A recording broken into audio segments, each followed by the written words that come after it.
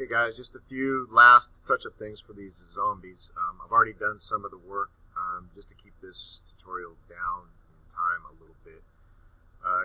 The first thing that I did was, you can be very creative with this. You can do whatever you want.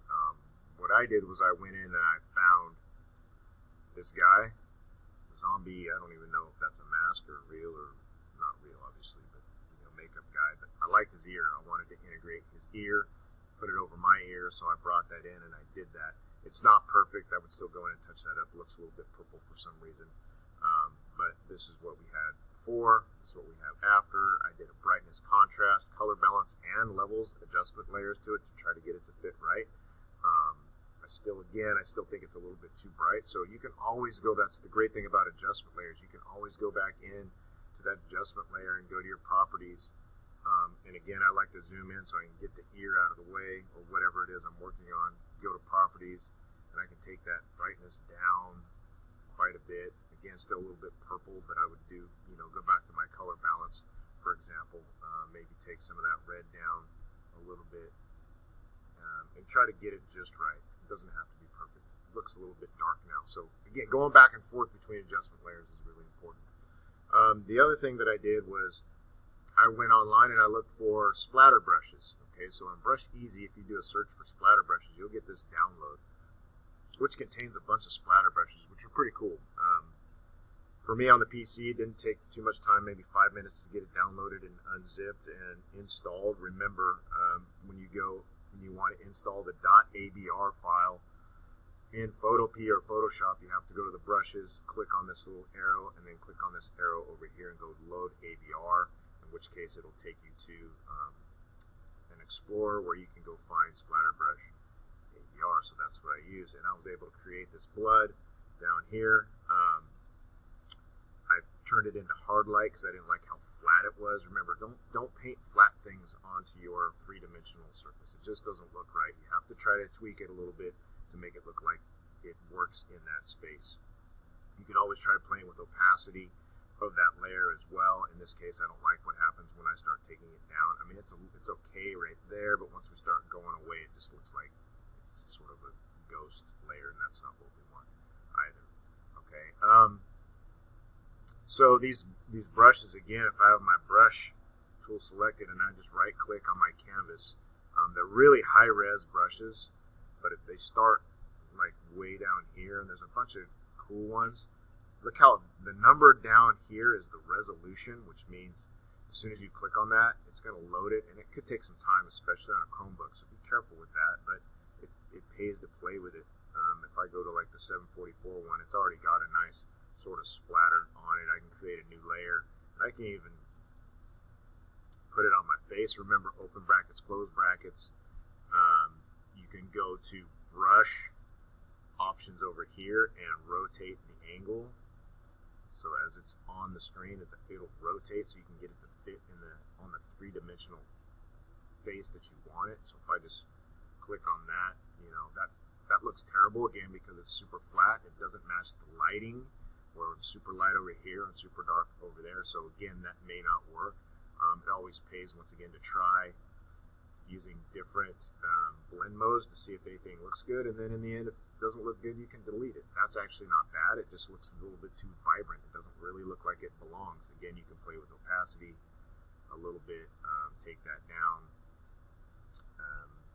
and that sort of works. I'm not a big fan of it, but that's an idea that you can use to make your zombie complete. The last thing that I would do, once again, and I always try to get you guys to do this, is to do something in the end that will help whatever it is you brought into a background or into a scene, help blend it with everything else. In this case, and I haven't tried this yet, but I'm going to try it right now. I'm going to add another empty layer here, and I'm going to get my brush. In this case, I just want it to be this like super big, super soft brush. And we did this on the, this is going to be really big, but that's okay.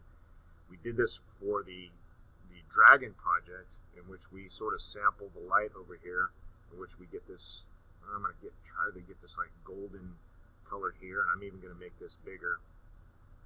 And over the top of everything, I'm just going to click once.